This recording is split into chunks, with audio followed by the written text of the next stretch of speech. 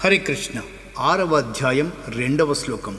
యం సన్యాసమితి ప్రాహు యోగం తం విద్ధి పాండవ నహ్యసంన్యస్త సంకల్పో యోగీ భవతి కశ్చన. పదవిచ్ఛేదన చూద్దామా.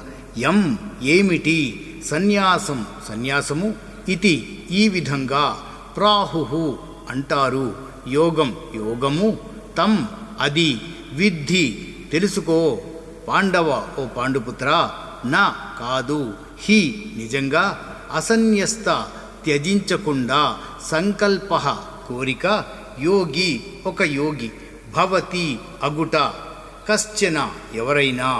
భావార్థం ఏంటంటే, సన్యాసం అని అందరూ అనుకునేది యోగం కంటే వేరైనది కాదు.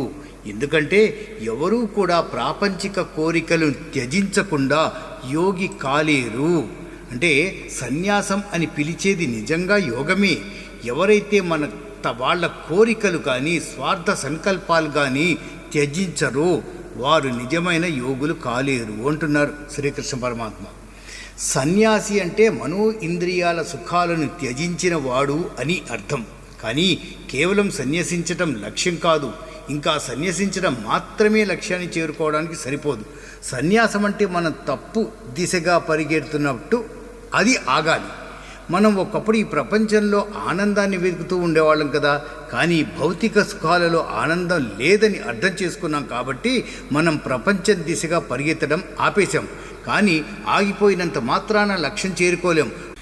ఆత్మ పొందవలసిన లక్ష్యం భగవత్ ప్రాప్తి, భగవంతుని దిశగా వెళ్ళటం, మనసుని ఆయన దిశగా తీసుకెళ్ళటం, ఇదే యోగ మార్గం.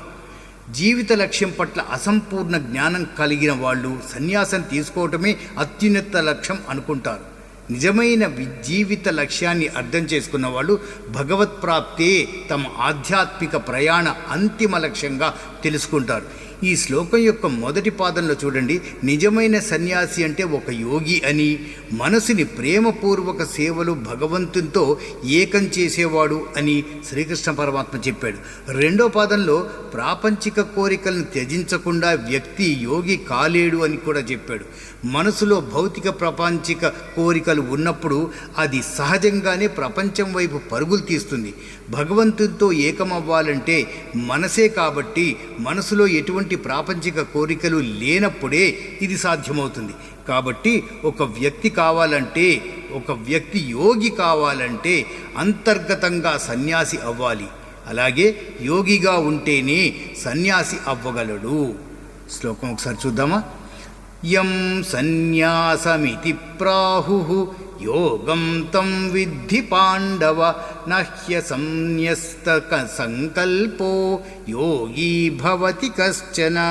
హరే కృష్ణ.